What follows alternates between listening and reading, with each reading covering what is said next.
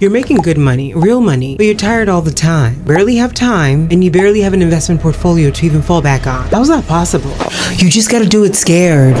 So last year, I had someone reach out to me making over $320,000 a year. I always get the okay to share these stories because it can always be a great learning experience to be able to learn from someone else's story. So in the beginning, she asks, do you think it's possible that I can even invest $500 a month? $500 out of $320,000 a year. And she genuinely didn't know if she could spare $500 every single month. So after I got to learn a bit more, I can understand why she would be in this predicament. Because on paper, her salary says, by all means, you gotta be rich. But in reality, she was living paycheck to paycheck. Probably just like somebody making $75K in this economy. By the way, if you're wanting to learn about investing long-term ETFs, how I was able to build up my ETF portfolio and pull out profits to use it from a real estate portfolio today, come to my live investing masterclass. Thursdays, 8 p.m. EST. You just gotta sign up. I'll put the link in the description, yeah? But hear this out. So having a conversation with her, I realized that there's actually a trap at this income level. You're making really strong six figures, but you're not wealthy, you're just expensive. And I'm gonna show you exactly how to get out of this. But first, I think we need to walk through how this happens. You feel successful because you are successful. Let's not minimize your success. Your salary is real. You've worked hard to get here. But guess what? You start living like it. And everything around you says that that is what you're supposed to do. You upgrade your house because people at your level are living a certain lifestyle. You upgrade your car because you're working 60-hour weeks. And you feel you deserve something nice. That's crazy. So then surely but surely, you upgrade your lifestyle, your clothes, your car, your surroundings. You can afford it. Technically, the monthly payments fit, but here's what I'm seeing when I add it all up. You just built a life that costs you every single dollar that you make.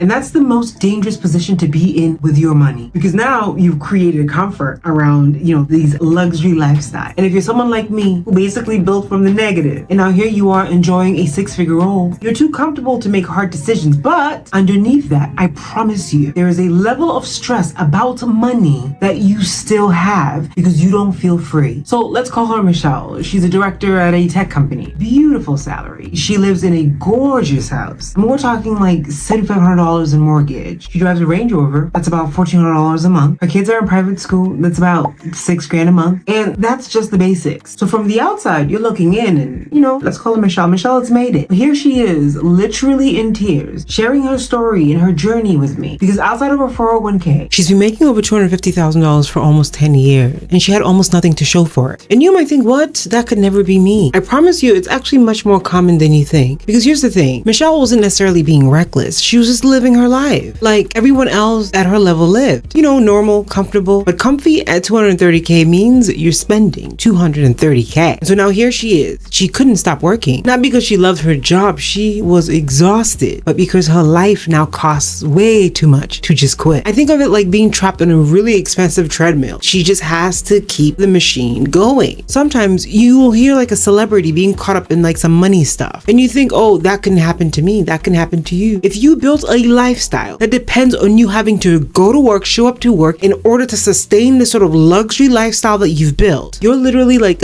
a sneeze away from a financial disaster. By the way, if you've ever had interest in learning how to invest long-term the right way, we're talking ETFs. So we're gonna break it all down. Thursdays, 8 p.m. EST, I have a live investing masterclass. Come and join me. Come with your questions. Come as you are. It's Thursdays, 8 p.m. EST. I'll put the link in the description. You just gotta register. It's time we took our money and our investing seriously, because you don't realize how easy it is to fall into this trap. You work 60 hours a week, you're stressed, you're tired, and so then you think, you know what, I deserve something nice. So you go ahead and test drive the luxury car, and it feels good. It's like a little reward after all that hard work. And so you end up thinking, you know what, I make good money, why shouldn't I get this? You can definitely swing the monthly payment, that shouldn't be a problem. And then here you are looking at houses, right? The one with the beautiful kitchen, gorgeous outdoor space. And so then here you go, I should live somewhere beautiful. I mean, yeah, you deserve it. The mortgage is about $6-7 per month, but you have the salary for it. And then, you're at this level, so the vacations need to match up. And then it just keeps compounding. Every single decision makes sense in concept, but here's where it really gets painful. When you make $320,000 from a W-2 salary or a direct private practice, do you actually know how much you take home? Just about $220,000. You make $320,000, but you're taking home just about $220K. So the government just took about $100,000 even before you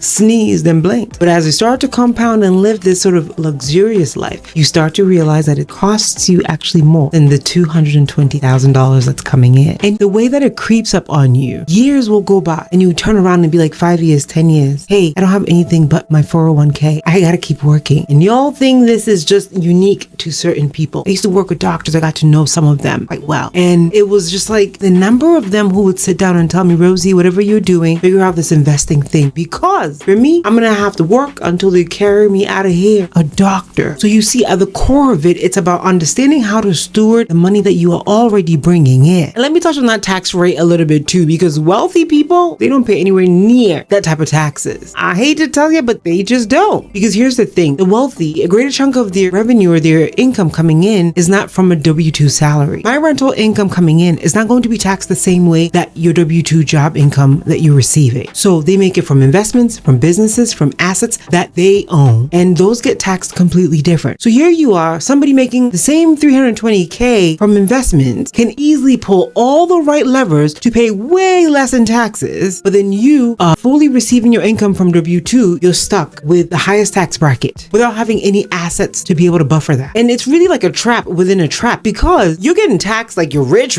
but you're not building any wealth like the rich do. You gotta play the tax game like the wealthy do. Actually, I have a Rozy rule. The wealthy don't just make money, they keep more of it. They use the right accounts, so your money grows faster and you keep more of it. But here's the part that Michelle was kind of stuck on, because the truth is she did not want to give up this facade. And this is why you hear wealthy people going to jail for fraud. And like I said, you might think, oh, that would never be me, but oh boy, is it a quick slippery slope? Because it looks like everyone around you is living at that level, and you always gotta one-up them. You always gotta show up and show out, from your colleagues to your neighbors and even your friends. You gotta find a way to keep up. I'm telling you, I have a friend who's a recruiter for six-figure roles. If she brings most of these folks an opportunity that is not a massive increase from where they are, they can't take it. They would not be able to survive on less. I had a client tell me, Rozy, I can't give up my house. What would people at work think? What would my neighbors think? And I said, you're performing for the wrong crowd. Even when it comes to investing that I talk about, I'm constantly talking about investing for your own goals in mind, your own risk tolerance in mind. It's not about doing what everybody else is doing. It's about building a portfolio that fits your goal, that you're going to be able to stick with it consistently and see that growth. Let me show you how two lives can come out completely different, okay? So let's say there's Jessica here and then there's Keisha here. They both make over $300,000 and they both started investing. Jessica keeps up the fancy lifestyle that we just discussed, $6,000 in mortgage, another 5-6 grand in private schools, the car, all of it. But now she's been able to find $2,000 a month consistently and confidently to invest in a solid ETF portfolio, okay? But then we have Keisha. Keisha ends up making slightly different choices. She moves to a nice apartment, not luxury, but nice, about $3,000 or under about $3,000 a month. She drives a good car,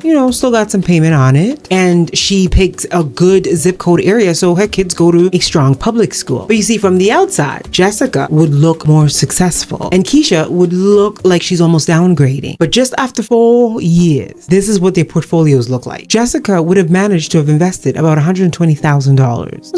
It's heavy. But Keisha would have close to $400,000 instead. Same income and time frame, but Keisha is able to invest over $80,000 a year. But now see, here's what that means for their futures. And here's the thing with investing too. The more that you're able to invest in a solid, the right portfolio, the right ETFs, the more your money grows. So let's say 10 to 15 years of your average 10% return. The last couple of years, the market has returned way more than 10%, by the way. Let's keep it average, 10%, yeah? Jessica would have close to about $900,000, right? Wow, yes, that's amazing. But Keisha, she would have close to $3.2 million. And here's the thing that I need you to understand about investing, about compound interest. At this point, Keisha's portfolio will pay her back close to 6 figures every single year without her ever having to touch the base that she's built. It's literally paying her. Now she could quit her job and live off her investment. Whether Social Security decides to do whatever they're doing and they're gonna give her some or not, there's peace of mind there. So when I talk about building an ETF portfolio that I was able to take profits over 75K and then go turn around and build a real estate portfolio worth over $1.5 million,